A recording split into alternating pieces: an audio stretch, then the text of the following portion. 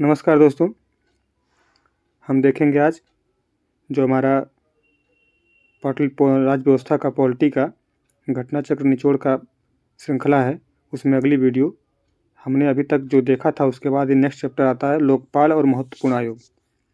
तो अगर वीडियो अच्छी लगती है तो ज़्यादा शेयर करें, जितना शेयर करेंगे उतने व्यूअर बढ़ेंगे तो और लोगों को फ़ायदा भी होगा, मेरा भी प्रोत्साहन बढ़ेगा। उसी हिसाब से आप अगर आते हैं चैनल पर नए व्यूअर हैं तो उसको सब्सक्राइब करें, लाइक करें और बेल आइकन के बटन को जरूर प्रेस करें। कोई भी पीडीएफ अगर चाहिए तो मैं हर वीडियो में अब टेलीग्राम लिंक डाल दे रहा हूँ रिवीजन क्लासेस से, उसमें जाएंगे, ऐड हो जाएंगे और अपना कमेंट करेंगे, वीडियो वो आपको पीडीएफ मिलेगा। ठीक, आप ओम्बुड्समैन देखते हैं, अंतर्राष्ट्रीय स्तर पर नागरिकों की शिकायत के निवारण हेतु बनाई गई संस्था थी ओम्बुड्समैन। यह स्वीडन में 1809 में स्थापित की गई थी। ठीक है, जो भारत में लोकतांत्रिक व्यवस्था के अंतर्गत जो शिकायतें थी उनके निवारण के लिए ओम्बुड्समैन के ही समकक्ष लोकपाल और लोकायुक्त अधिनियम 2013 ये पारित किया गया। 1 जनवरी 2014 को राष्ट्रपति स्वीकृति मिलती है, तब से लागू है। और केंद्रीय स्तर पर लोकपाल होते हैं हमारे यहाँ, और क्या कहते हैं कि राज्य स्तर पर लोकायुक्त नियुक्त किए जाते हैं। ये आपकी गैर संवैधानिक संस्था है। आगे देखते हैं क्या क्या है। देखिए 1966 में पहली एआरसी प्रशासनिक आयोग का गठन होता है। इसके अध्यक्ष बनते हैं मोरारजी देसाई जी, और जो इसका गठन होता है 5 जनवरी 1966 को होता है। ठीक, प्रशासनिक सुधार आयोग का। फिर 1967 में इसी प्रशासनिक आयोग के पहले वाले के अध्यक्ष बन जाते हैं के हनुमंतैया जी। ठीक है, फिर इस कमेटी ने लोकपाल और लोकायुक्त का सुझाव दिया था। संसद में सबसे पहले लोकपाल विधेयक केंद्र द्वारा 1968 में पारित किया गया था, मतलब प्रस्ताव रखा गया था लोकसभा में। लोकसभा से पारित तो हो गया, वो जाता है राज्यसभा में, लेकिन लोकसभा विघटित हो जाती है तो वो जो विधेयक था विधेयक भी लैप्स हो जाता है, तो ये पारित नहीं हो पाया। सबसे पहले लोकायुक्त कार्यालय की स्थापना 1971 में महाराष्ट्र करता है, लेकिन इससे पहले लोकायुक्त विधेयक पारित करने वाला उड़ीसा था, लेकिन यह पारित तो कर दिया लेकिन लागू करता 1983 में, इसलिए पहले आप महाराष्ट्र को मानिए। 1971 में ये स्थापना कर दिया था। यूपी में लोकायुक्त अधिनियम 1975 में पारित होता है। इसके अंतर्गत जो लोकायुक्त होते हैं अपने प्रतिवेदन राज्यपाल को देते हैं और राज्यपाल इस प्रतिवेदन को विधानमंडल के दोनों सदनों में प्रस्तुत करवाते हैं। ठीक, और 1993 में एक समिति का गठन होता है, बोहरा समिति का इसका नाम है। यह समिति राजनेता और अपराधियों को जो साठगांठ होती थी, साठगांठ मतलब कि गठजोड़, इनके जांच के लिए एक कमेटी का गठन किया गया था। एक और राजमन्नार आयोग था, इसका गठन हुआ। इसने क्या कहा कि आईएएस और पीसीएस जो प्रशासनिक पद हैं उनको समाप्त कर दिया जाए, इसकी सिफारिश की थी। ठीक है, फिर मानवाधिकार संरक्षण अधिनियम 28 सितंबर 1993 को यह स्थापित होता है, और गैर संवैधानिक निकाय है, स्टैट्यूटरी बॉडी है। ठीक है, एक संवैधानिक होता है, एक गैर संवैधानिक। जो नियमों से बनाया जाता है वो आपको गैर संवैधानिक है, जो जिसका संविधान में उल्लेख है वो संवैधानिक है। आगे देखते हैं। और जो मानवाधिकार संरक्षण अधिनियम आया था तो यह अध्यादेश जारी हुआ था, राष्ट्रपति द्वारा अध्यादेश जारी करके इसकी स्थापना की गई थी। फिर ये 28 सितंबर को ये आपका कानून बन गया, दोनों सदनों से पारित करके राष्ट्रपति साइन किए बन जाता है। ठीक है, और 12 अक्टूबर 1993 को इसका गठन किया जाता है। यह स्थापित होता है इसी दिन, 12 अक्टूबर 1993 को इसका गठन किया जाता है। इसके अध्यक्षों की नियुक्ति जो होती है राष्ट्रपति करते हैं। अध्यक्ष तो होते हैं इसमें, और सदस्य की नियुक्ति की कमेटी होती है। जैसे इसमें अध्यक्ष जो होते हैं इसका जो नियुक्ति करता है वो राष्ट्रपति करता है। ठीक है, और इस जो नियुक्ति करने की जो कमेटी होती है इसमें प्रधानमंत्री शामिल होते हैं, गृह मंत्री शामिल होते हैं, लोकसभा और राज्यसभा के विपक्ष का नेता शामिल होता है, लोकसभा राज्यसभा दोनों के विपक्ष का नेता शामिल होता है। फिर राज्यसभा और के उपसभापति भी शामिल होते हैं, लोकसभा के अध्यक्ष भी शामिल होते हैं। ठीक है, लोकसभा के अध्यक्ष भी शामिल होते हैं। ठीक है, यह एक सलाहकारी निकाय है, केवल सलाहकारी निकाय है। ऊपर हम ये बता चुके हैं कि लोकसभा के अध्यक्ष, राज्यसभा के उपसभापति भी शामिल होते हैं। ठीक है, राज्यसभा के उपसभापति शामिल होते हैं, सभापति नहीं, मतलब उपराष्ट्रपति शामिल नहीं होते। तो हमने देखा कि इसकी नियुक्ति राज्यपाल द्वारा किया जाती है, राज्य मानवाधिकार को। ठीक है, अब आगे कुछ और है कि इसमें शामिल कौन कौन होता है। तो 2019 में जब संशोधन हुआ तो राज्य पिछड़ा वर्ग आयोग, राष्ट्रीय बाल अधिकार संरक्षण आयोग और दिव्यांगजनों से मुख्य जो आयुक्त हैं वो शामिल हैं। इसके पहले मतलब ये 3 लोग 2019 में शामिल किए गए, और जब बना था बॉडी तब इसमें शामिल होते थे राष्ट्रीय अल्पसंख्यक आयोग, राष्ट्रीय अनुसूचित जाति आयोग, ST आयोग मतलब अनुसूचित जनजाति आयोग, महिला आयोग के चेयरपर्सन, ये सब सदस्य रह चुके थे। और इसी में इसका जो कार्यकाल था वो 5 वर्ष से घटाकर 3 वर्ष किया गया है, ये याद रखिएगा। अब हम देखते हैं कि RTI और CIC केंद्रीय सूचना आयुक्त का कार्यकाल 5-65 होता है। ठीक है, जो RTI है और CIC केंद्रीय सूचना आयुक्त के कार्यकाल 5-65 होता है। 1979 में मंडल आयोग का गठन किया गया था। यह सामाजिक शैक्षणिक रूप से पिछड़े की पहचान करना मोरारजी देसाई की सरकार में हुआ था, और उसके बाद यही मंडल आयोग 27% आरक्षण जो OBC का मिला है, इसी की सिफारिश थी। तो बाद में आके BP सिंह सरकार ने इसको लागू किया था। और इसका एक वाद है बहुत फेमस, इंद्रसानीवाद में 27% आरक्षण को सरकार ने बरकरार रखा था, सुप्रीम कोर्ट ने बरकरार रखा था, और आपका क्रीमी लेयर का प्रावधान दिया था OBC में। ठीक है, फिर हम देखते हैं कि 315 UPSC और UPPCS के लिए स्थापना की बात करता है। 323 आपका UPSC अपना वार्षिक प्रतिवेदन जो राष्ट्रपति को सौंपेगा, और UPPCS अपना जो वार्षिक प्रतिवेदन राज्यपाल को सौंपेगा। ठीक है, 322 जो है UPSC का व्यय जो है संचित निधि पर भारित है, 322 कहता है। और UPPCS का जो UPPSC का व्यय राज्य की संचित निधि पर भारित है, ये 322 में कहा गया है। CBI का गठन आपका 1963 में होता है। जो सेंट्रल विजिलेंस कमीशन है CVC, इसका गठन 1964 में होता है। ये संथानम आयोग था, उसकी समिति के रिकमेंडेशन पे CVC का गठन होता है। ED का गठन होता है आपका 1956 में, याद रखिएगा। CBI का गठन सेंट्रल ब्यूरो ऑफ इन्वेस्टिगेशन इसका 63 में है, CVC का 1964 में है, ED का 1956 में। भारत में भाषाई आधार पर 6 अल्पसंख्यक हैं। जैसे पहले 5 शामिल थे, मुस्लिम थे, सिख थे, ईसाई थे, बौद्ध थे और पारसी थे। ये पारसी थे। जैन आपका 2014 में शामिल हुए, याद रखिएगा। सबसे नवीनतम अल्पसंख्यक शामिल होने वाले आपके जैन हैं। पहले सिर्फ 5 थे आपके, ये जो मुस्लिम, ईसाई, सिख, बौद्ध, पारसी, लेकिन जब 27 जनवरी 2014 को ये जैन को अल्पसंख्यक समुदाय में अनुसूचित किया गया था। ठीक है, राष्ट्रीय अल्पसंख्यक आयोग ये भी सांविधिक मतलब वैधानिक निकाय है आपका। इसका 1993 में हुआ था, और इसका गठन जो हुआ था, इसको मतलब जो सांविधिक दर्जा मिला, एक वैधानिक दर्जा 1993 मिला, इसका गठन हुआ था 1978 में। ठीक है, आर्टिकल 98 कहता है कि लोकसभा का सचिवालय होगा, है। ठीक है, और देखते हैं अब आपका यह है कि संविधान समीक्षा आयोग, संविधान की पुनरीक्षण के लिए आयोग बनाया गया था। ये 22 फरवरी 2000 को बनाया गया था।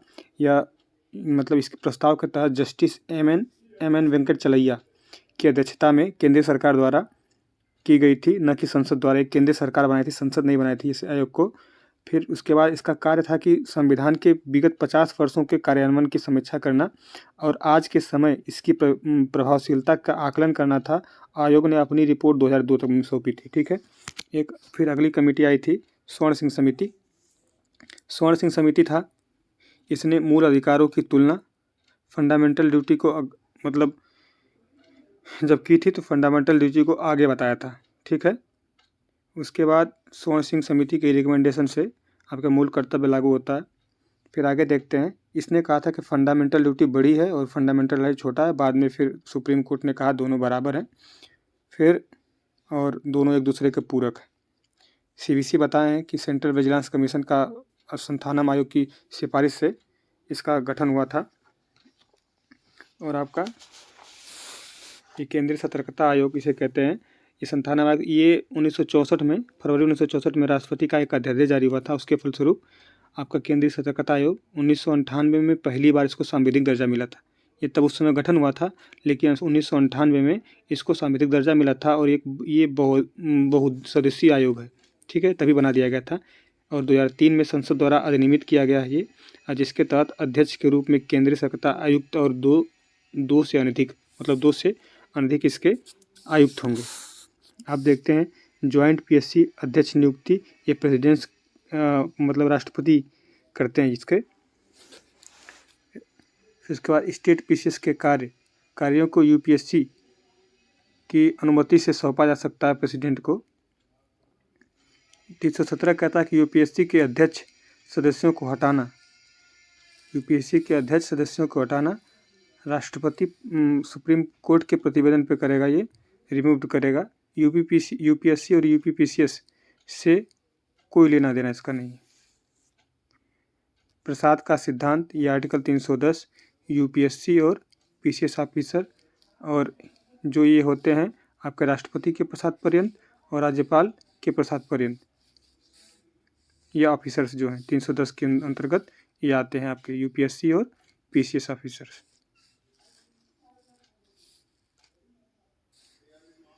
अब देखते हैं भारत में पहली बार लोक आयोग का स्थापना हुआ था गवर्नमेंट ऑफ इंडिया एक्ट के तहत 1919 में एक्ट आया था। 1926 में स्थापना की गई थी। 1935 के अधिनियम से के द्वारा इसका नाम बदलकर यूपीएससी कर दिया गया था। ठीक है, फिर आते हैं आपके अस्थायी जो प्रावधान हैं ये आपके 21 में भाग 21 में आर्टिकल 369 से 392 तक। अब जानते हैं कि आर्टिकल 370 जो था जम्मू कश्मीर से संबंधित था, ये भी अस्थायी प्रावधान था। जम्मू और कश्मीर को छोड़कर भारत में एक ही संविधान के अंतर्गत केंद्र व समस्त राज्यों के संपूर्ण व्यवस्था का संचालन किया जाता था, लेकिन बाद में ये क्या कहते हैं कि जो जम्मू कश्मीर था ये प्रावधान हटा दिया गया 2019 में। अब देखते हैं जो इस अस्थायी प्रावधान में 371 है आर्टिकल, इसमें महाराष्ट्र और गुजरात आते हैं। 371 अ में नागालैंड है। 371 बी में आपका असम है। ठीक है, उसके बाद असम के बाद आता है 371 सी में मणिपुर है। 371 डी में आपका तेलंगाना और आंध्र प्रदेश है। फिर उसके बाद ई में आंध्र प्रदेश की यूनिवर्सिटी है 371 ई में। 371 एफ में सिक्किम है। ठीक है, 371 एफ में सिक्किम है और 371 जी में मिजोरम है। यहाँ देखिए 371 जी में मिजोरम है। 371 एच में अरुणाचल प्रदेश है। आई में गोवा है 371 आई में। 371 जे में कर्नाटक है। ठीक,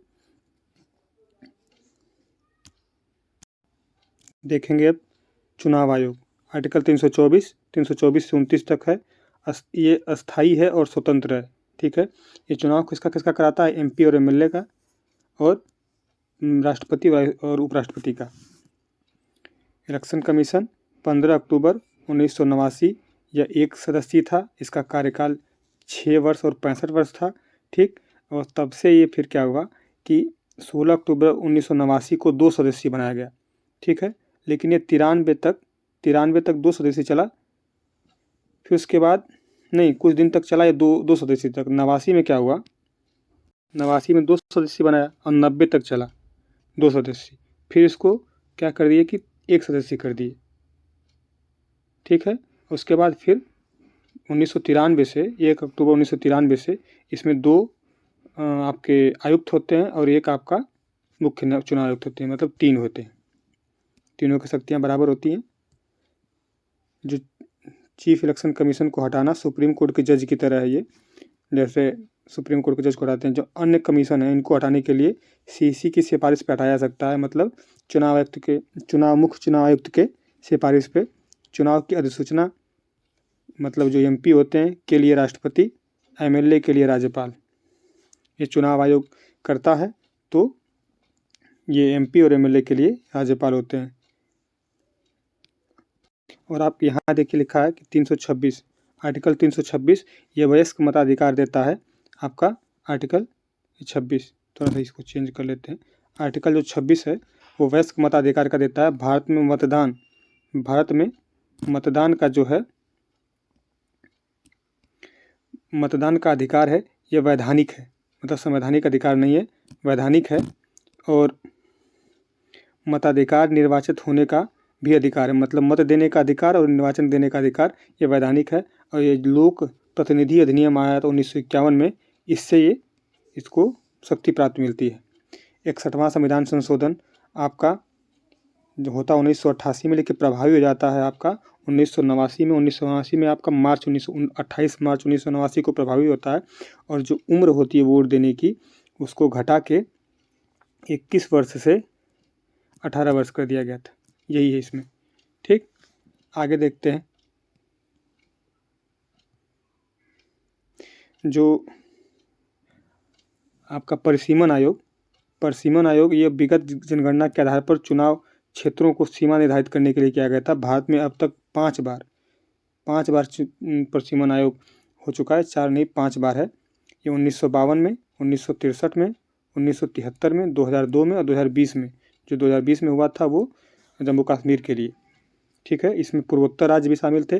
पूर्वोत्तर राज्य के अंतर्गत इसमें आपके क्या कहते हैं कि असम, अरुणाचल प्रदेश, नागालैंड और मणिपुर शामिल थे। लेकिन 2021 में जब इसका कार्यकाल बढ़ा के 1 साल और बढ़ाया गया 2022 तक के लिए, तो इसको ये पूर्वोत्तर राज्य थे, इनको हटा दिया गया। 4 राज्य थे उसके, जो इनका ये कार्य सौंपा गया था रंजना प्रकाश देसाई जी को।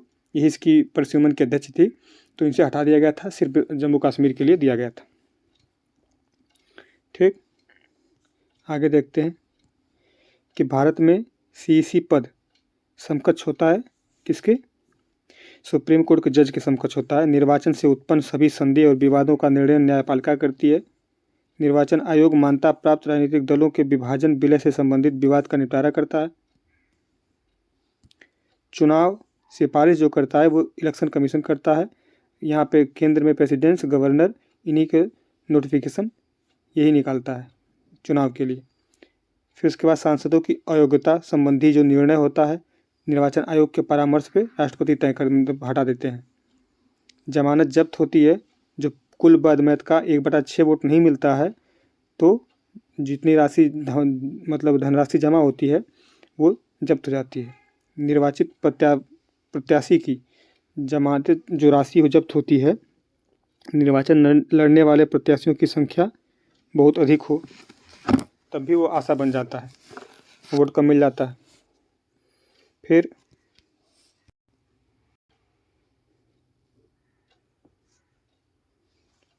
अच्छा, ये जो जब्त करने का कारण बताया है कि निर्वाचन के लिए जो प्रत्याशी उनकी संख्या बहुत ज़्यादा बढ़ जाती थी, तो जब्त होगी तो कम लोग खड़े होंगे, मतलब गंभीर चुनाव लड़ने वाले के लिए। निर्णय संसद द्वारा होता है। ये है न्यायालय द्वारा अपराधी घोषित किए गए व्यक्ति को चुनाव लड़ने के लिए अयोग्य करार देना, निर्णय इसका संसद करती है। ठीक है, जनप्रतिनिधित्व अधिनियम 1951 धारा 8 के तहत सज़ा अगर 2 वर्ष की है तो सज़ा के दौरान उसके पश्चात अगले 6 साल की अवधि तक कोई चुनाव नहीं लड़ सकता है। जैसे कि राहुल गांधी जी का 2 साल की सज़ा गुजरात के जो कोर्ट सुनाई थी, तो उनका लोकसभा का जो सदस्यता समाप्त हो गई थी, लेकिन सुप्रीम कोर्ट ने बहाल कर दी। चुनाव जो है ये आपका चुनाव आयोग द्वारा जो आपका नोटिफिकेशन आता है, पार्लियामेंट्री नोटिफिकेशन, वो चुनाव आयोग द्वारा, और जो डिसाइड होता है ये राष्ट्रपति करते हैं इसका। ठीक, जो एक ओपिनियन पोल आता था, ये चुनाव से पहले आपके घोषणा नहीं कर सकते हैं, इसको बैन लगाया गया था। अब आया है दिनेश गोस्वामी समिति की सिफारिश पर जो आपका ये है आरपीए संशोधन अधिनियम 1996।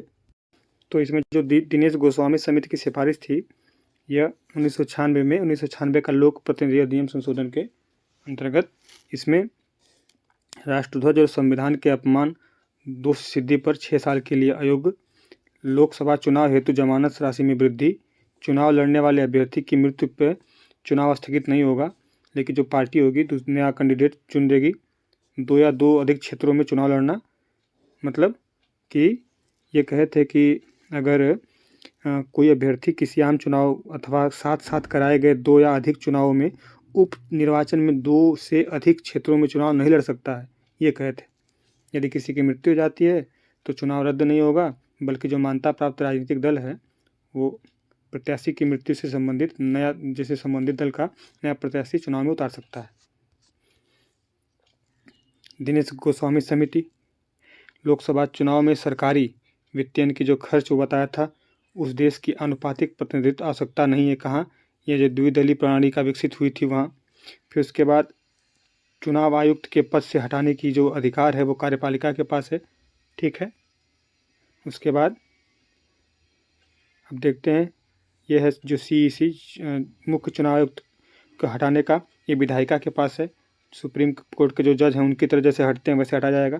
परिसीमन आयोग के आदेश पर न्यायालय में चुनौती नहीं दिया सकती। जो परिसीमन आयोग जो भी रिकमेंडेड करेगा, प्रस्ताव देगा, वो अनुशंसा करेगा, वो आपका न्यायालय में चुनौती नहीं है। लोकसभा और राज्यसभा विधानसभा में आदेश रखे जाने पर कोई संशोधन नहीं होगा। फिर आपका नेशनल वोट डे, इसे राष्ट्रीय मतदाता दिवस 25 जनवरी को मनाया जाता है। अल्पसंख्यकों के प्रतिनिधित्व का कुछ हद तक आनुपातिक प्रतिनिधित्व प्रणाली समाधान कर सकती है। जो चुनाव होते हैं प्रेसिडेंट्स के और आपके, उसमें एकल हस्तांतरित प्रणाली, उसके लिए कह रहा है ये। कारण है कि यह प्रणाली निर्जातीयता, लिंग हितों और विचारधाराओं पर आधारित सभी प्रकार के समूहों यथोचित प्रतिनिधित्व के सुलभ बनाती है। अब राजनीतिक दल देखते हैं। राष्ट्रीय स्तर पे अब 8 नहीं है, 6 है। ठीक है, ये 8 नहीं है, अब 6 हो गए हैं। ठीक, ये लोक प्रतिनिधित्व अधिनियम 1951 राजनीतिक दलों के पंजीकरण का प्रावधान करता है। इसमें इसी के थ्रू रजिस्ट्रेशन होता है। Registration done by election commission, EIC, ये रजिस्ट्रेशन करता है। 52वां संविधान संशोधन 1950 में हुआ। पहली बार राजनीतिक दलों को संवैधानिक मान्यता मिली थी। ठीक, इसी के थ्रू आपका दल बदल अधिनियम बनाया गया था, 10वीं अनुसूची, इसी के थ्रू 52वां संविधान संशोधन 1985 के थ्रू। बीजेपी का गठन जो हुआ था 1980 में हुआ था। इसके प्रथम अध्यक्ष अटल बिहारी वाजपेयी जी बने थे। फिर जो CPI है, इसका गठन 1925 में CPI का गठन हुआ था, 20 में नहीं हुआ था, 25 में। 20 में तो अंतर्राष्ट्रीय भारतीय कम्युनिस्ट पार्टी का गठन हुआ था, ये 25 है। ठीक, AIDMK का गठन 1972 में होता है। CPM का गठन 1964 में होता है। तेलुगु देशम का गठन जो आपका 1982 में होता है। जो आपका इंडिपेंडेंस लेबर पार्टी है 1936 में, इसका गठन कौन करता है? आपका BR अम्बेडकर जी करते हैं। जो इंडियन नेशनल कांग्रेस, भारतीय राष्ट्रीय कांग्रेस में जो राष्ट्रीय शब्द है, ब्रिटिश शासन के विरुद्ध प्रतिक्रिया से प्रभावित है। ठीक है, इसके बाद अम्बेडकर ने समता सैनिक दल की स्थापना की थी। ठीक है, शेड्यूल कास्ट फेडरेशन। फिर आप देखते हैं विजिटिंग्स वर्कर्स पार्टी ऑफ इंडिया 1947 में महाराष्ट्र में इसका स्थापना होता है। ठीक है, 1920 में आपका अकाली दल, जो अकाली दल है पंजाब की पार्टी, क्षेत्रीय पार्टी, उसका स्थापना हुआ था। सुखविंदर सिंह बादल उस समय तो जब पहले मतलब इसमें अध्यक्ष थे तब का था, अब तो हट गए, लेकिन 1920 में उसका स्थापना हुआ। जो हम लोग देखे हैं ये present workers party of India, ये महाराष्ट्र में सामने मार्क्सवादी राजनीतिक पार्टी थी और इसे ही कहते थे भारतीय शेतकरी कामगार पक्ष। ठीक, और जो आपका वर्कर्स एंड प्रेजेंट्स पार्टी की स्थापना बंगाल में हुई थी 1 नवंबर 1925 को। और इसके जो संस्थापक थे काजी नजरुल इस्लाम, हेमंत सरकार, कुतुबुद्दीन अहमद और शमसुद्दीन हुसैन, इसके संस्थापक सदस्य थे। इस पार्टी ने 1925 से 1929 के दौरान भारतीय राष्ट्रीय कांग्रेस के अंतर्गत कार्य किया था, याद रखिएगा। और हम नवीनतम पार्टी जो देख लेते हैं, 6 ही इस समय, 8 नहीं है, कि 3 पार्टियों को चुनाव आयोग ने उनकी जो राष्ट्रीय पार्टी का दर्जा छीन लिया है। तो इसमें 6 बचती हैं। तो 6 कौन कौन सी हैं? भारतीय राष्ट्रीय कांग्रेस, भारतीय जनता पार्टी, बहुजन समाज पार्टी, 3 हो गए, और कम्युनिस्ट पार्टी ऑफ इंडिया मार्क्सवादी। CPI का तो छीन गया है, जो TMC है, TMC छीन गया, लेकिन कम्युनिस्ट पार्टी ऑफ इंडिया मार्क्सवादी M है जो उसका है। नेशनल पीपुल्स पार्टी है, आम आदमी पार्टी केजरीवाल जी की, इसकी 6 हैं। ये देखते हैं आगे। आपका CPI और CPM का विलय 1964 में हो गया था। देखिए अब यहाँ से, भारत में अस्थायी दलीय व्यवस्था नहीं, जातिवाद और क्षेत्रवाद है, इससे भिन्न दलों का गठन हो गया, इसीलिए बहुत ज़्यादा क्षेत्रीय पार्टियां का गठन हुआ। आचार संहिता को अधिनियमित निर्वाचन आयोग ने बनाया है। जिस दिन वो चुनाव की घोषणा करता है उस दिन से लागू हो जाता है। दल बदल कानून 15 फरवरी 1985 को लागू होता है। 1 मार्च पारित होता है, 15 फरवरी 1985 को लागू होता है, 1 मार्च 1985 को। ठीक है, दल बदल कानून में आच्छादित उल्लेख नहीं है किसी दल में विभिन्न चरणों में बड़े पैमाने पर दल बदल परिस्थिति का उल्लेख नहीं है। ठीक है, आप देखते हैं स्पीकर पर भी दल बदल लागू होता है। दल बदल कानून 1979 में भी लागू जम्मू कश्मीर में हुआ था। स्वतंत्रता के प्रारंभ के वर्षों में भारतीय दल व्यवस्था का एक दलीय प्रभुत्व वाली व्यवस्था थी। व्यवस्था का जो व्यवस्था के रूप में वर्णन कौन किया था? रजनी कोठारी जी ने किया था। रजनी कोठारी ने आपका विकासशील समाज अध्ययन पीठ और लोकायन संस्था की स्थापना की थी। चुनावी बॉन्ड स्कीम 2018 में आई थी। इसका उद्देश्य था कि राजनीतिक दलों को चंदा प्रक्रिया में जो पारदर्शिता लाया जाए, प्रक्रिया को पारदर्शिता लाया जाए। केवल वही दल चुनाव बॉन्ड प्राप्त कर सकेंगे जो लास्ट लोकसभा और चुनाव विधानसभा में न्यूनतम आपके कितने वोट पाई हैं? कम से कम एक न्यूनतम इनका 1% वोट पिछले चुनाव में पाए हों। जारी होने की तिथि से 15 कैलेंडर दिवस तक यह वैध रहेगा। राजनीतिक दल द्वारा जमा कराने का उसी भुगतान सूचना आपका जो होगा वो इलेक्शन कमीशन को देना होगा। संविधान संशोधन भाग आपका 20, ठीक है। वेतन वृद्धि कमी साधारण बहुमत से। अब देखते हैं क्या क्या है। कोई भी संविधान कितना भी सोच समझ कर क्यों न बनाया जाए, उसमें समय काल परिस्थितियों के अनुसार संशोधन करना ही पड़ता है। ठीक है, इसी के अनुसार भारतीय संविधान में भाग 20 के अंतर्गत अनुच्छेद 359 संविधान संशोधन की शक्ति प्रदान करता है। ठीक है, भारतीय संविधान में 3 प्रकार के संशोधन है, आप जानते हैं। साधारण बहुमत है, विशेष है, और का विशेष तथा राज्यों के अनुमोदन से। अब देखते हैं प्रथम संविधान संशोधन 1951 में। इसमें आर्टिकल 31 क 31 ख जोड़ा गया और 9वीं अनुसूची जोड़ी गई। ये जो 9वीं अनुसूची को शक्ति कौन प्रदान करता है? तो एक आर्टिकल 31 ख 31 क 31 ख प्रदान करता है, याद रखिएगा। 101वां संविधान संशोधन जीएसटी से संबंधित है।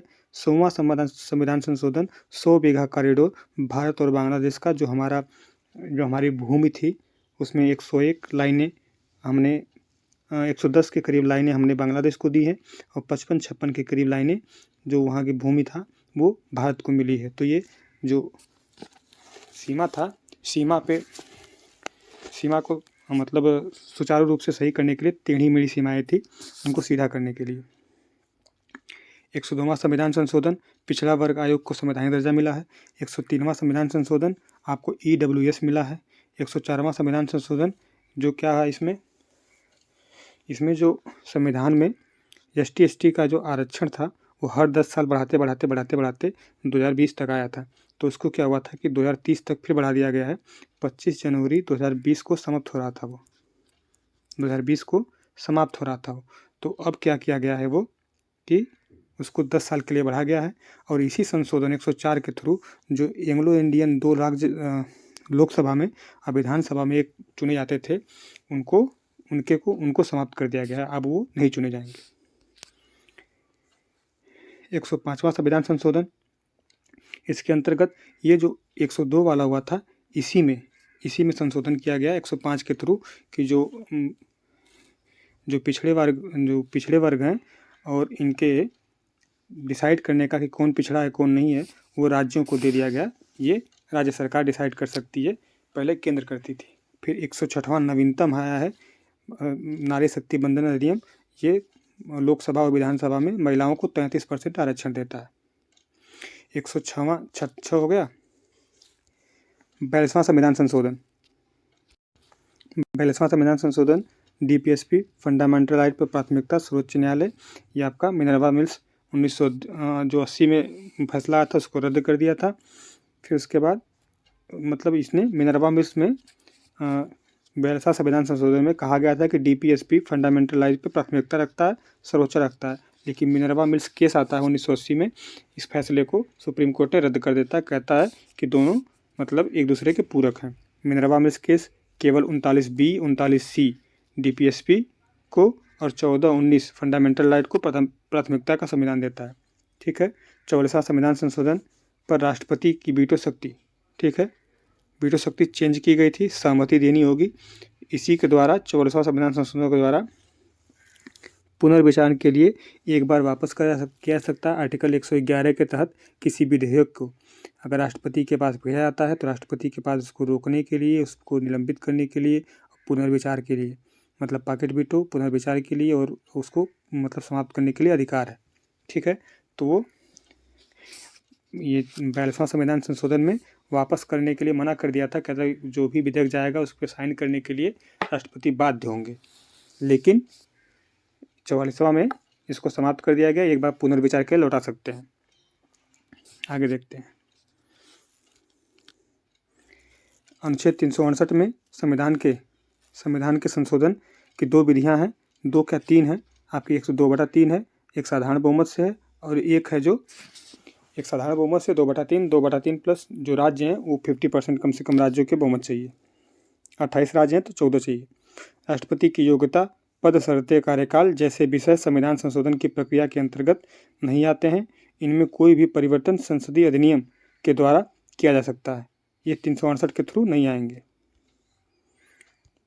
15वां संविधान संशोधन द्वारा हाईकोर्ट के जज की आयु 60 से बढ़ाकर 62 कर दी गई है। ठीक है। ओबीसी आरक्षण 93वां संविधान संशोधन 2005 द्वारा। उसके बाद 75वां संविधान संशोधन राज्य स्तरीय किराना अधिकरणों की स्थापना की गई थी। जुडिशियल रिव्यू जो है आपका, जुडिशियल रिव्यू जो परिसीमन 38वां संविधान संशोधन 1975 में जुडिशियल रिव्यू का किया गया था। फिर 97वां संविधान संशोधन 2011 आता है। इसमें 19(1)(c) जोड़ा गया, सहकारी समितियां बनाने का अधिकार होगा। ये फंडामेंटल राइट है। सहकारी समितियां के लिए भाग 9(b) जोड़ा गया है। उसके बाद 58वां संविधान संशोधन 1985 है। भारतीय संविधान के प्राधिकृत हिंदी पाठक को प्रकाशित करने के लिए अधिकृत किया है। 79 संविधान संशोधन लोकसभा विधानसभा में ST/SC आरक्षण 10 सालों के लिए बढ़ाया गया।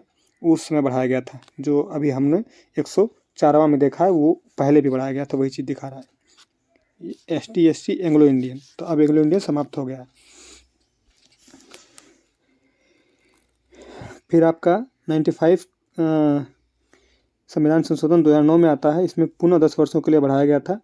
फिर 104वां संविधान संशोधन आता है, उसमें बढ़ा दिया जाता है, उसको समाप्त, एंग्लो इंडियन को समाप्त कर दिया जाता है। ST/ST का 10 वर्ष बढ़ा दिया जाता है। SC/ST आयोग को अलग किया गया। 89वां संविधान संशोधन 2003 में SC के लिए 338 है और ST के लिए 338A है। 338B OBC के लिए है। पहली बार संसद की संविधान संशोधन शक्ति सीमित की गई थी किसमें? गोलकनाथवाद 1967 में। ये इसमें 11 जज की पीठ थी। 11 जजों की संवैधानिक पीठ थी। सबसे बड़ी पीठ पूछेगा संवैधानिक तो केशवानंद भारती की 13 जजों की पीठ थी। उसके पहले ये 11 जजों की पीठ थी। बाद में फिर 2017 में एक पीठ बैठती है 11 जजों की, पुट्टा स्वामी विवाद में। निजता का अधिकार जिसमें मिला है। मिजोरम को राज्य का दर्जा 53वां संविधान संशोधन 1986। ठीक है, आगे देखते हैं। कभी कभी वीडियो आगे चली जाती है, मेरा वो कर्सर पीछे चला जाता है। ये रिकॉर्डिंग जो होता है इसमें थोड़ा सा प्रॉब्लम है, थोड़ा मैनेज करिएगा। देखते हैं, बढ़ जा भाई। ये 18वां संविधान संशोधन, ये पुनर्परिभाषित किया गया था, राज्य को पुनर्परिभाषित किया गया था।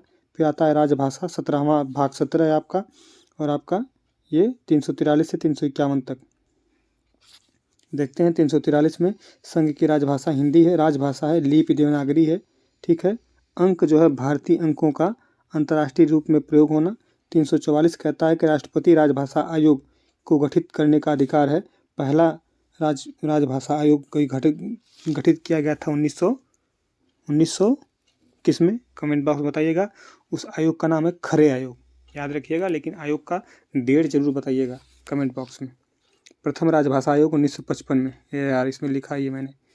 ठीक, बीजी खेर की अध्यक्षता में 1955 में गठित किया गया था। फिर 344(4) राजभाषा पर 30 सदस्य का प्रावधान है। 2015 में 20 लोकसभा के हैं और 10 राज्यसभा के। संयुक्त संसदीय समिति का गठन, ये इसी के अंतर्गत आता है। ये जो 344 में राजभाषा पर 30 सदस्य का गठन होगा। 20 आपके लोकसभा से, 10 राज्यसभा से संयुक्त संसदीय समिति का गठन होगा। ये प्रावधान है। संविधान के प्रारंभ में 8वीं अनुसूची में 14 भाषाएं थी। 21वां संविधान संशोधन 1967 आता है, उसमें सिंधी जोड़ी जाती है। 71वां संविधान संशोधन आता है 1992, इसमें मणिपुर, नेपाली, कोंकणी जोड़ी जाती है। फिर आपका 92वां संविधान संशोधन 2003 आता है, इसमें जोड़ा जाता है बोडो, डोंगरी, मैथिली, संथाली। बोडो, डोंगरी, मैथिली, संथाली हो गई 22 भाषाएं। 346 संघ राज्य तथा राज्यों के मध्य संचार की भाषा का उल्लेख। 347 कहता है कि किसी राज्य की जनसंख्या की किसी भाग द्वारा बोली जाने वाली बोली के संबंध में विशेष उपबंध का प्रावधान है। 14 सितंबर 1947 हिंदी संवैधानिक रूप से राजभाषा घोषित की गई। हिंदी दिवस मनाया जाता है 14 सितंबर 1947 से ही तो मनाया जाता है 14 सितंबर को। 348 एक ए सुप्रीम कोर्ट और हाई कोर्ट की समस्त कार्रवाई अंग्रेजी में होगी।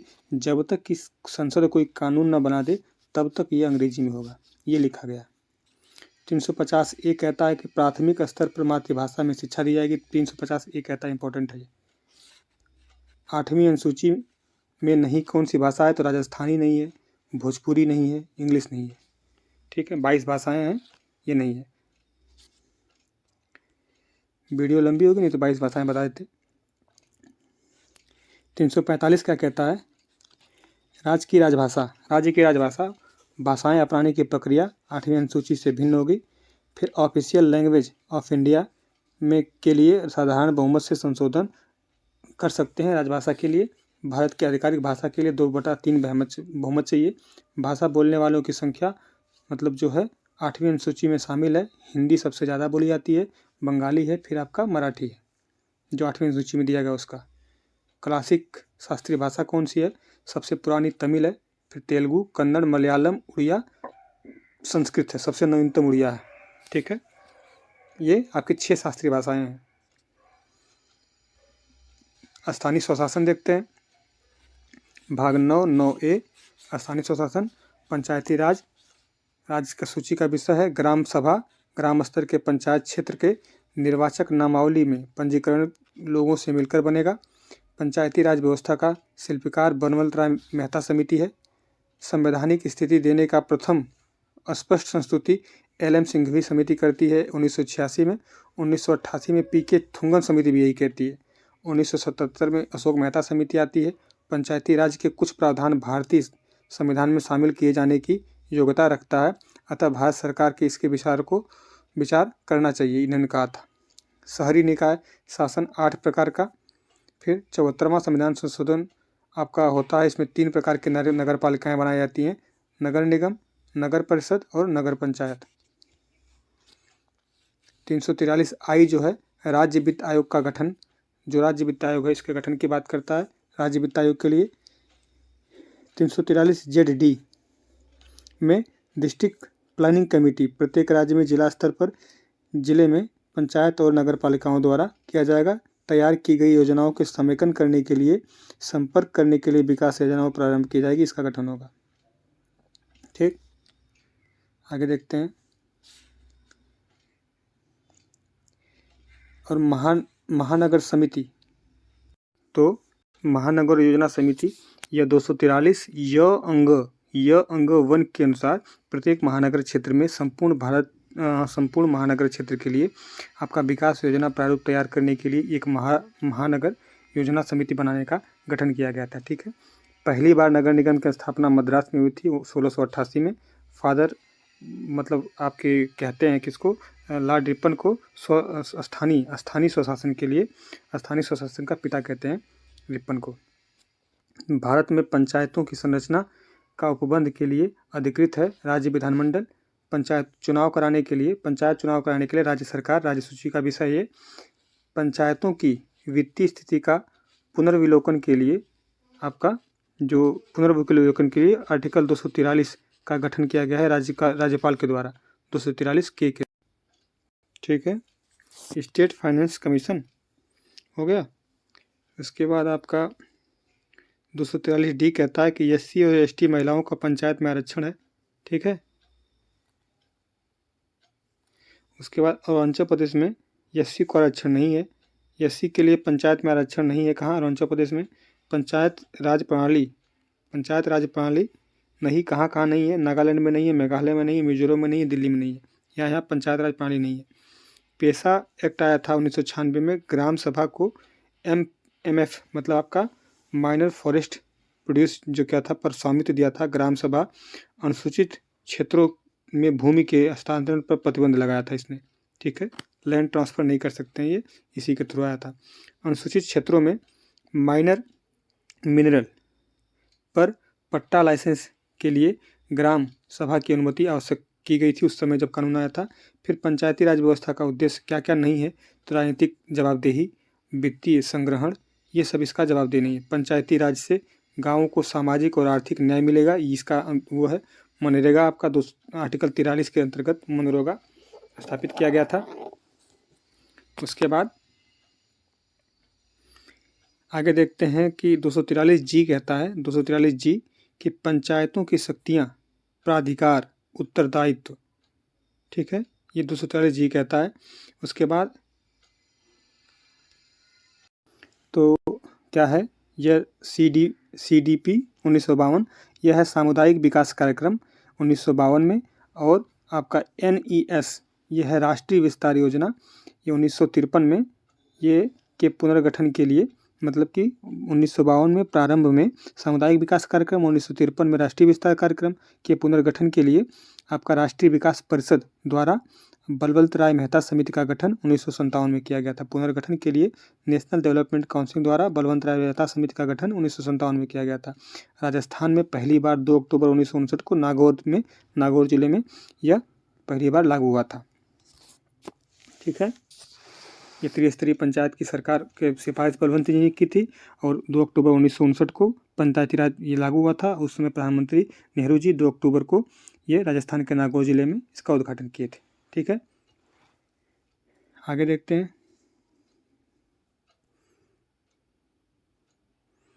ये त्रिस्तरीय पंचायत सरकार देख लिए। 1985 में GVK राव समिति आती है, प्रतिनिधित्व के तरीके में सुधार करने के लिए कहती है। सिंघवी समिति याद रखिएगा 1986 की है। PK थुंगन समिति आपकी 88 में आई है।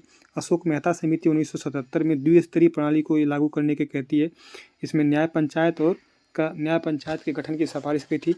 फिर LM सिंघवी 1986 में अस्थायी स्वशासन की पद्धति की बात करती है।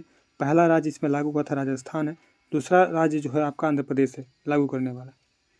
संथानम समिति भी पंचायत राज से रिलेटेड है। और फिर सादी कली समिति भी LM सिंघवी समिति 1985 में आती है। इसने पंचायती राज को संवैधानिक दर्जा देने की बात कहा। फिर पंचायत चुनाव को गैर दलीय आधार पर कराने की अनुशंसा की थी, ठीक है। उसके बाद यूपी में जो जिला योजना में सम्मिलित भाग ग्राम पंचायत, क्षेत्र पंचायत और नगर पंचायत। 73वां संविधान संशोधन 24 अप्रैल 1993 को लागू होता है। पहला राज्य लागू करने वाला मध्य प्रदेश है। 74वां संविधान संशोधन 1 जून 1993 को लागू होता है। इसमें 73वां संविधान संशोधन प्रावधान करता है कि पंचायत चुनावों के आदेशात्मक तथा लोकसभा एवं विधानसभा चुनावों के समकक्ष बनाने की बात। 73वां संविधान संशोधन में क्या क्या शामिल नहीं है? पंचायत सदस्यों के लिए नियमित पारिश्रमिक का प्रावधान शामिल नहीं है। यूपी में महिला आरक्षण पंचायतों में 1/3 है, ठीक है। उसके बाद 343 बी कहता है कि मध्यवर्ती स्तर पर ब्लॉक पंचायतों का गठन उस राज्य में नहीं किया जा सकता है जिसकी संख्या 20 लाख से कम है। 20 लाख से कम है। एक क्षेत्र पंचायत का क्षेत्र निर्धारण किया जाता है राज्य सरकार द्वारा। बिहार की पंचायत राज व्यवस्था में न्याय पंचायत भी है, जेल प्लस जुर्माने की शक्ति। अब आपका मेयर का कार्यकाल जो होता है वो 5 वर्ष का होता है। 243 ZJ कहता है कि अनुसार सहकारी समिति के निदेशक के अधिकतम संख्या 21 होगी। आगे चलते हैं। 73वां संविधान संशोधन ग्रामीण स्थानीय शासन संस्थाओं को पुनरुत्थान स्थानीय स्तर पर ग्रामीण मामलों के प्रबंधन में राजनीति का जो अंतःखेल कम हो गया, अंतःक्षेप ये भी कह सकते हैं। 280 जो कहता है पंचायत स्थानीय निकायों के संसाधन पूर्ति हेतु राज्यों की संचित निधि के संवर्धन हेतु आवश्यक उपायों पर विचार करता है। 280 पेशा 1986 आया था।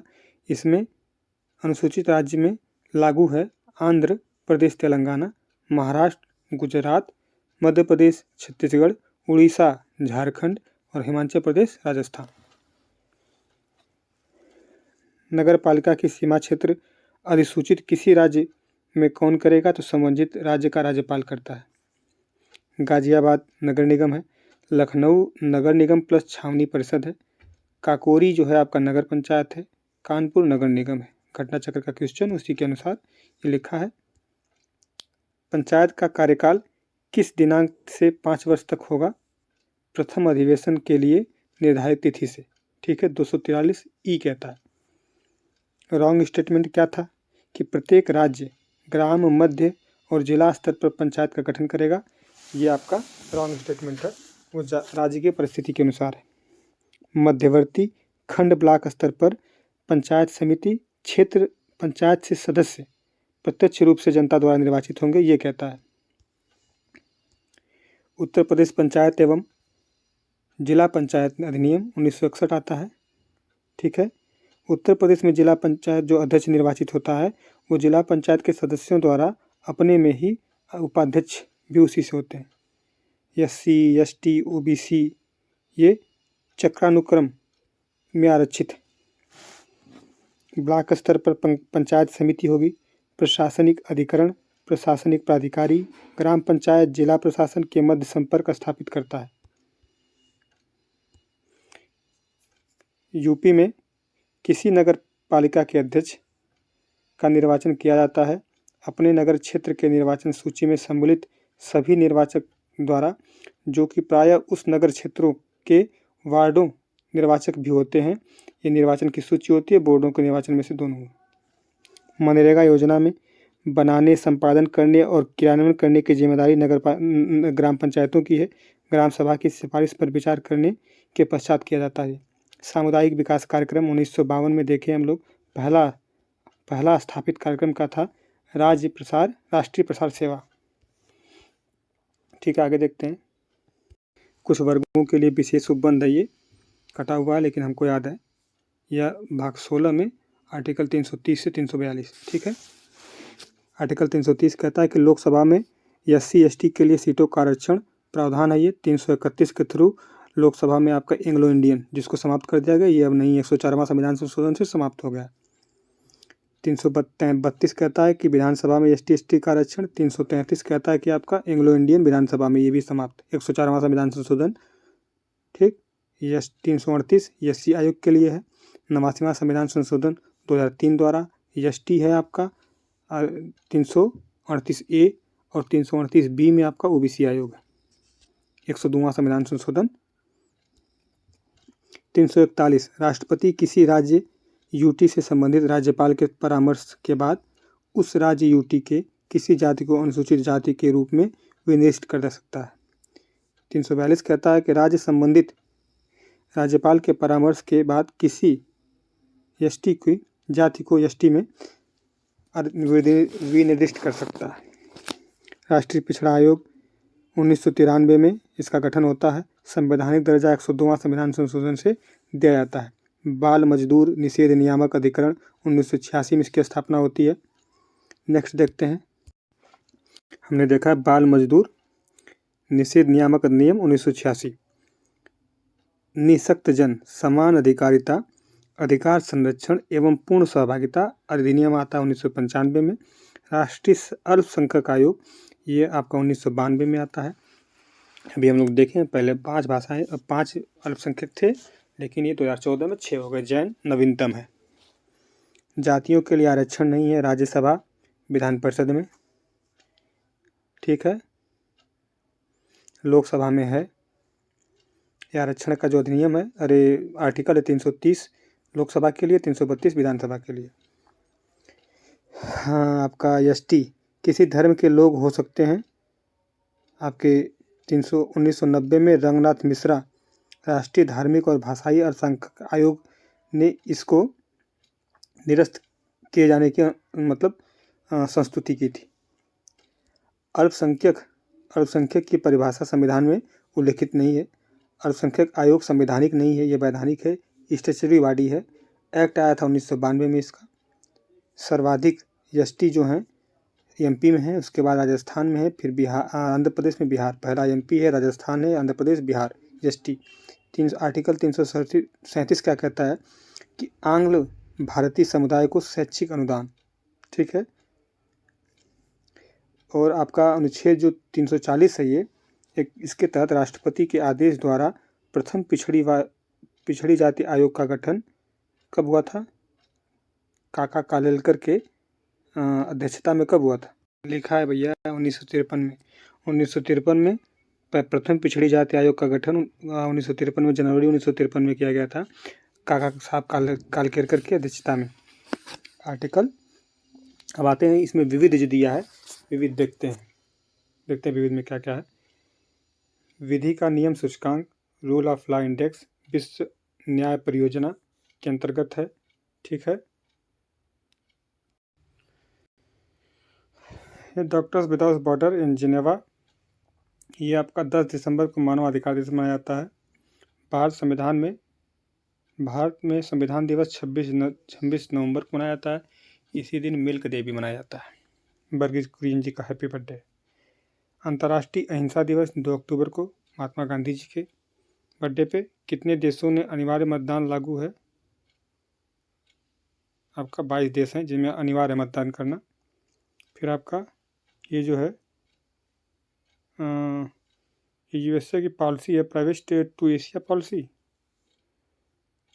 और आपका आरडब्ल्यूए का गठन इंदिरा गांधी सरकार में 1968 में किया जाता है। फिर मंत्रिमंडलीय सचिवालय, कैबिनेट सचिवालय, ये मतलब इनके अंदर काम करेगा ये।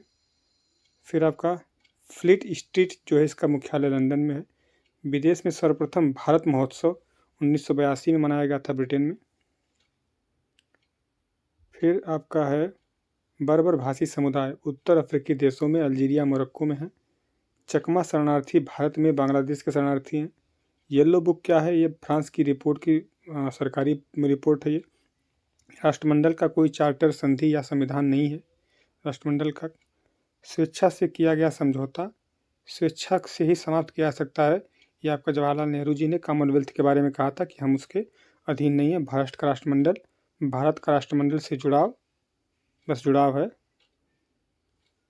रेजिडेंशियल। आपका पंचशील में नहीं गुट निरपेक्षता पंचशील मतलब समझौते में शामिल नहीं थी। राष्ट्रपति का शपथ, भारत के संविधान के प्रति श्रद्धा निष्ठा, संविधान की रक्षा, निष्ठापूर्वक कर्तव्य निर्वहन। 60 में राष्ट्रपति, 159 में राज्यपाल का है और 69 में आपके उपराष्ट्रपति, तीनों याद रखिएगा।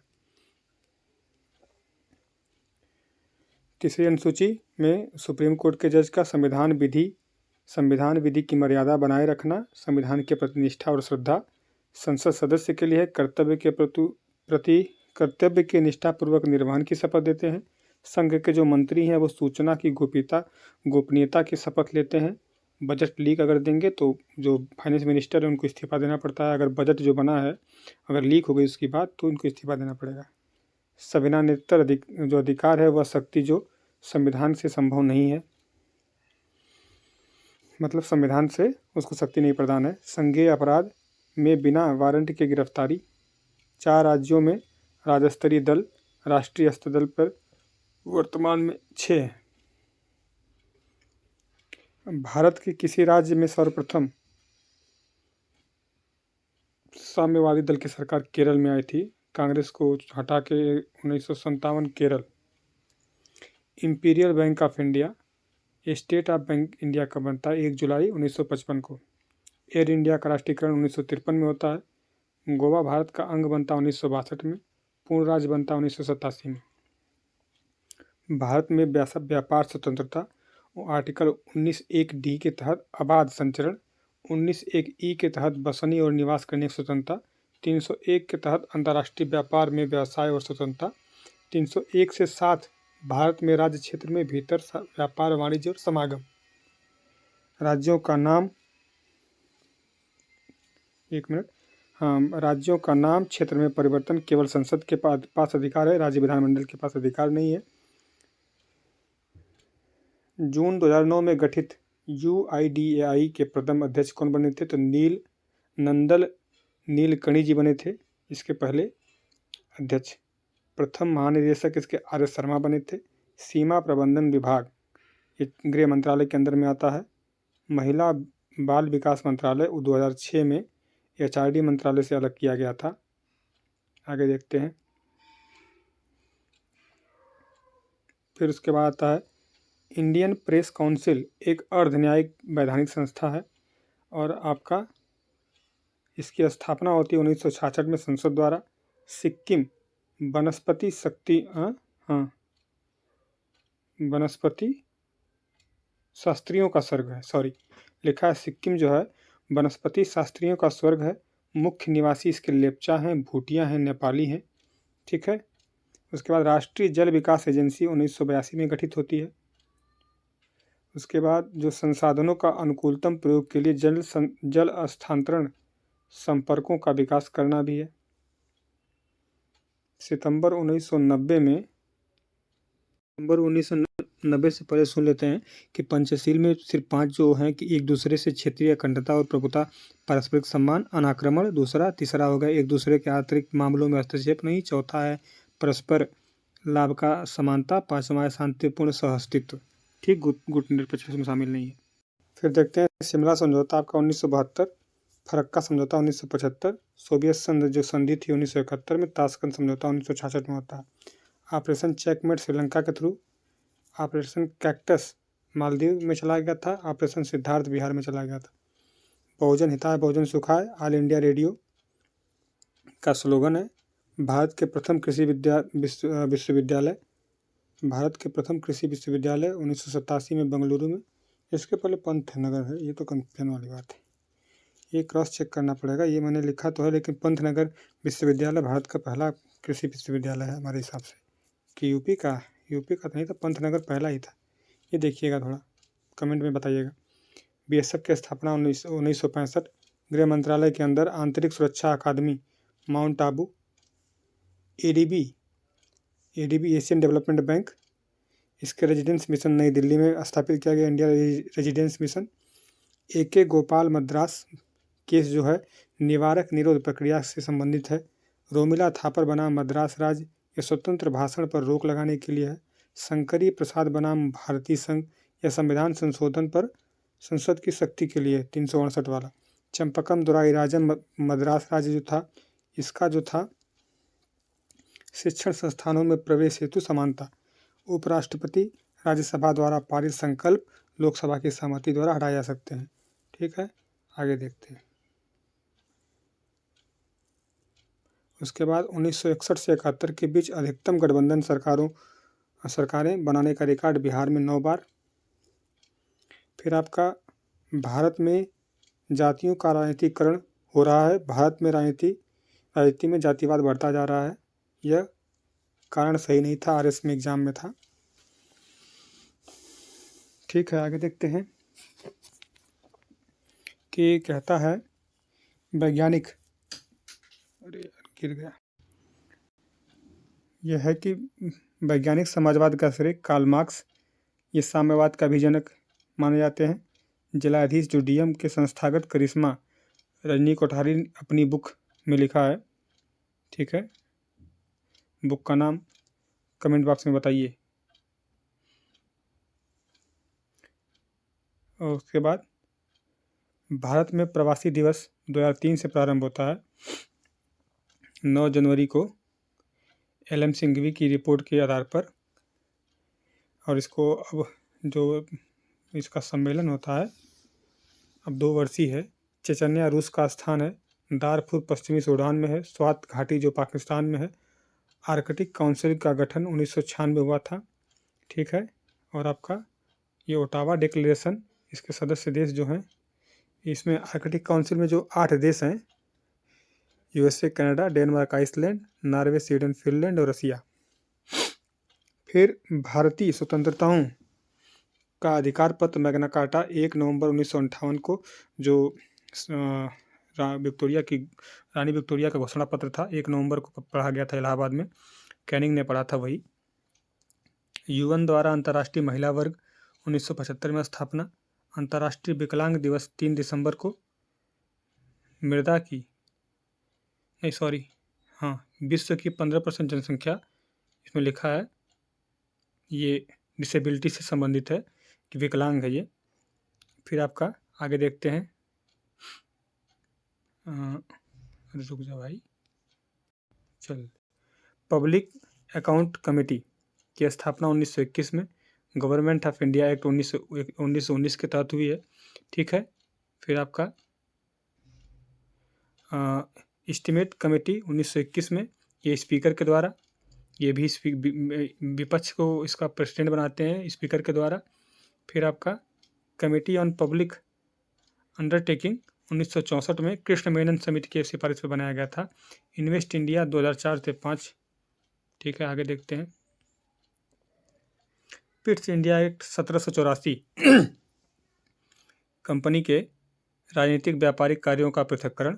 1786 अधिनियम में गवर्नर जनरल को विशेष शक्ति दी गई थी, कार्यवाही सहायता, इसी शक्ति के लिए वो स्पेशल आपका ये अधिनियम बनाया गया था। 1813 में भारतीयों पर शिक्षा के लिए प्रतिवर्ष 1 लाख रुपए खर्च किया। चाय और चीन के व्यापार को छोड़कर कंपनी को एकाधिकार समाप्त कर दिया गया था 1813 में। 1833 में सब कुछ समाप्त कर दिया गया। बंगाल का गवर्नर जनरल संपूर्ण भारत का गवर्नर जनरल बन गया था। पहला गवर्नर जनरल विलियम बेंटिक बनता है। धारा 17 के तहत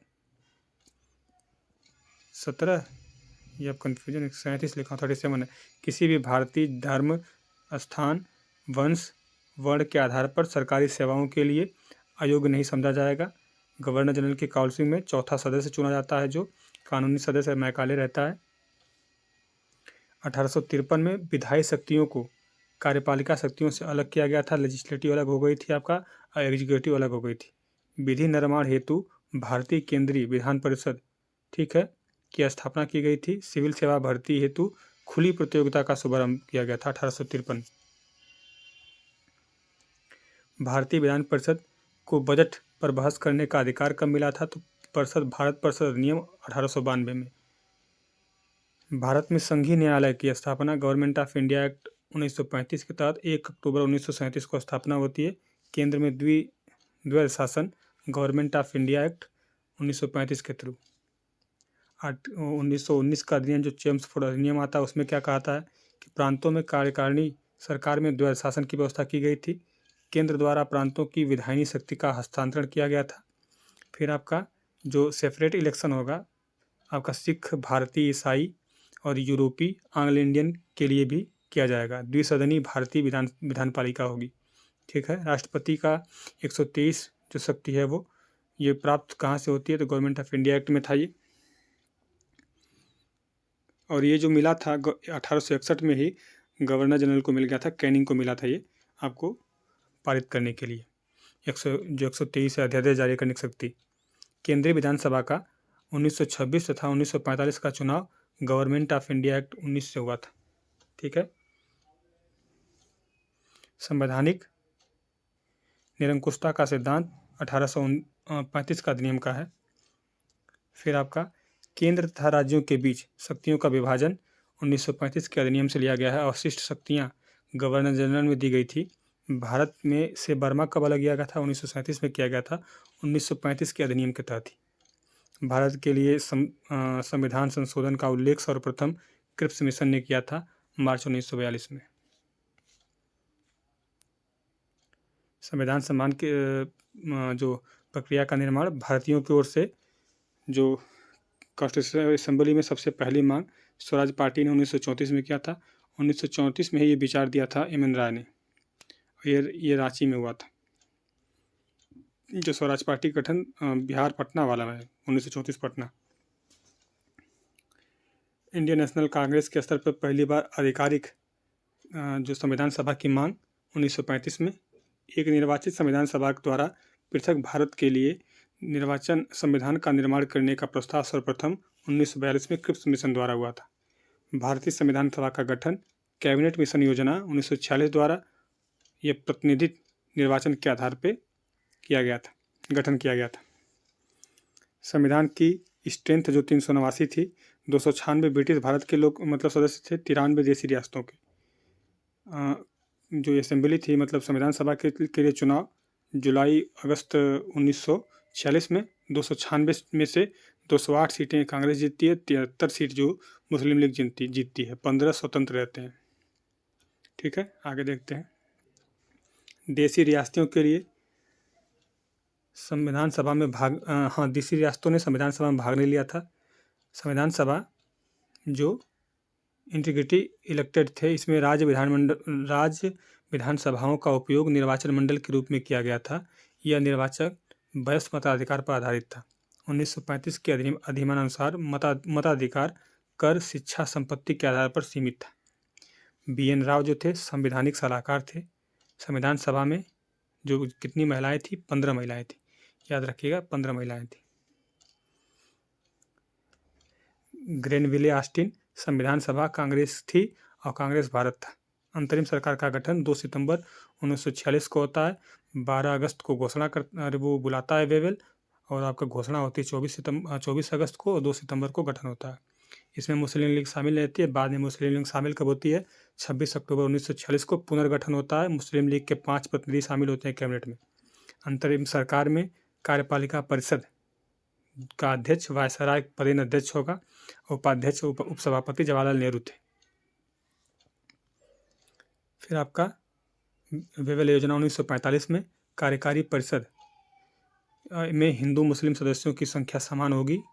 उद्देश्य क्या था? राजनीतिक गतिरोध को दूर करना, संवैधानिक गतिरोध को दूर करना, भारत को पूर्ण स्वशासन की दिशा में आगे बढ़ाना था।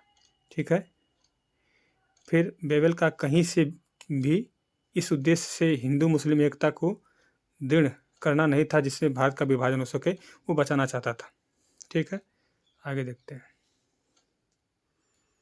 भारत को संविधान देने वाला उद्देश्य प्रस्ताव 13 अगस्त 1946 को जवाहरलाल नेहरू जी ने प्रस्तुत किया था।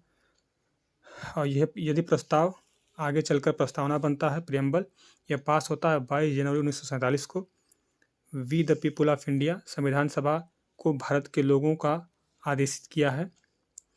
संविधान सभा में कुल कितने अधिवेशन होते हैं? तो 12 होते हैं। 11 पहले होते हैं, लास्ट जो 26 नवंबर 1949 को होता है जब संविधान अंगीकृत किया जाता है, तब उसको मिला के 12। संविधान की अंतिम बैठक 24 जनवरी 1950 को होती है। पहली बैठक होती है 9 दिसंबर 1946 को। संविधान के पहले उपाध्यक्ष HG मुखर्जी थे। अध्यक्ष जो थे अस्थायी सच्चिदानंद सिन्हा जी, अस्थायी बनते हैं आपके राजेंद्र प्रसाद जी। ठीक। फिर उसके बाद देखते हैं प्रारूप समिति के मूलतः एकमात्र कांग्रेसी सदस्य के मुंशी जी थे। संघ संविधान समिति के अध्यक्ष जवाहरलाल नेहरू जी, प्रांतीय संविधान समिति के अध्यक्ष सरदार वल्लभ भाई पटेल जी। भारतीय संविधान का प्रथम प्रारूप तैयार किया गया था BN राव जी द्वारा। फिर भारतीय संविधान पूर्ण रूप से तैयार किया 26 जनवरी 1949 को भारतीय संविधान बनकर तैयार हो गया था। नागरिकता संसद अस्थायी और संक्रमणकालीन उपबंध लागू कर दिए गए थे इसी दिन। भारतीय संविधान जो है संविधान सभा द्वारा ये अधिनियमित और स्वीकृत अपनाया गया 26 नवंबर 1949 को।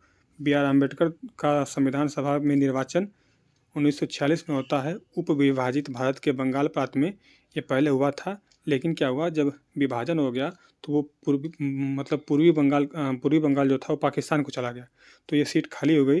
तो इस्तीफा देते हैं विभाजन के बाद, पूना सीट से निर्वाचित होते हैं MI जयकर जी, इस्तीफा देते हैं राजेंद्र प्रसाद जी के कहने पे, तो फिर यहाँ से चुन के आते हैं। उपचुनाव होता है बॉम्बे प्रेसिडेंसी के थे। ठीक है, आगे देखते हैं। BR अम्बेडकर का जन्म 1891 में महू मध्य प्रदेश में, मृत्यु 1956 में होती है। 3rd RTC का परिणाम गवर्नमेंट ऑफ इंडिया 1935। वयस्क मताधिकार को 15 वर्षों के लिए स्थगित करने के लिए मौलाना अबुल कलाम आज़ाद जी ने कहा था। और अब है ये क्या है, हु सजेस्ट आज़ादी के बाद भारत को, मतलब किसने सजेस्ट किया था आज़ादी के बाद भारत को राजनीतिक दल के रूप में भंग कर देना चाहिए? तो महात्मा गांधी जी ने कहा था कि अब कांग्रेस को भंग कर देना चाहिए। अपनी राष्ट्रवादी प्रक्रिया में भारतीय संविधान के निर्माताओं ने अल्पसंख्यकों के हितों को तथा मानव भावनाओं के महत्व को कम करके आका था। ये किसने कहा है? तो आइवर जेनिंग्स ने कहा है। चूतिया है सारा। फिर उसके बाद संवैधानिक विधिक, हाँ संवैधानिक और विधिक नहीं है, क्या क्या नहीं है देखिए। राष्ट्रीय विकास परिषद ये आपका संवैधानिक नहीं है। 6 अगस्त 1952 को इसका गठन किया जाता है। राज्यपाल की शपथ जो है ये तीसरी अनुसूची में नहीं है, आर्टिकल 159 में है। प्रेसिडेंट्स का जो है 60 में है, उसके बाद 69 में उपराष्ट्रपति का है। ठीक है, पहले हमारे chief election commission Sukumar Sen है, वर्तमान में जो है आपके राजीव कुमार है। ये पुराना मेरा नोट्स है, तो राजीव कुमार जी हैं। और पहली महिला जो पूछेगा तो आप कमेंट बॉक्स में बताइएगा रमा देवी जी हैं कि कौन है। Attorney general of India article 76 के वेणुगोपाल थे, लेकिन यह बदल गया, ये हैं इसमें आर वेंकट रमणी। ठीक है, राष्ट्रीय महिला आयोग 1992 में गठन होता है। फिर आपका NCW जो है जयंती पटनायक पहली बनती हैं, अभी रेखा शर्मा जी हैं, सही है। NHRC के पहले जो थे अध्यक्ष, जो समिति के अध्यक्ष थे वही इसके अध्यक्ष थे, वो बताइएगा कमेंट बॉक्स में। इस समय अरुण कुमार मिश्रा जी हैं, ये सही है। 1993 में इसका गठन होता है। Protection of human rights act जब आता है 1993 में आता है। Advocate general of India 165 Raghavendra Singh. उसके बाद आपके UPHRC अध्यक्ष ये जस्टिस बालकृष्ण नारायण, ये इस समय ये नहीं है, ये भी बदल गए, कमेंट बॉक्स बताइए। ठीक, उसके बाद CIC इसमें रघु निवासन जी हैं, ये बदल गए हैं, रघु श्रीनिवासन जी हैं। CVC ये भी बदल गए हैं, ये थ्रुसे जी हैं, तो इनको कमेंट बॉक्स में बताइएगा। हाँ ये सही है। NCSC के विजय सापला जी हैं। ST के आपके हर्षा चौहान ये बदल गए हैं। फिर CBI के सुबोध कुमार जायसवाल ये भी बदल गए, ये मत देखिए। ये लोकपाल के जो हैं आपके इस समय प्रदीप कुमार मोहंती हैं, ये सही है, ये आप देख लीजिएगा इसको। ठीक है, तब तक इतना आप देख लीजिएगा, 1-2 नवीनतम नियुक्तियाँ, क्योंकि बदलते रहते हैं। वीडियो कैसे लगी कमेंट बॉक्स में बताइए और ज़्यादा से ज़्यादा शेयर करिए। जो लोग भी देखें सब्सक्राइब ज़रूर करें, बेल आइकन को प्रेस करें। धन्यवाद, जय हिंद।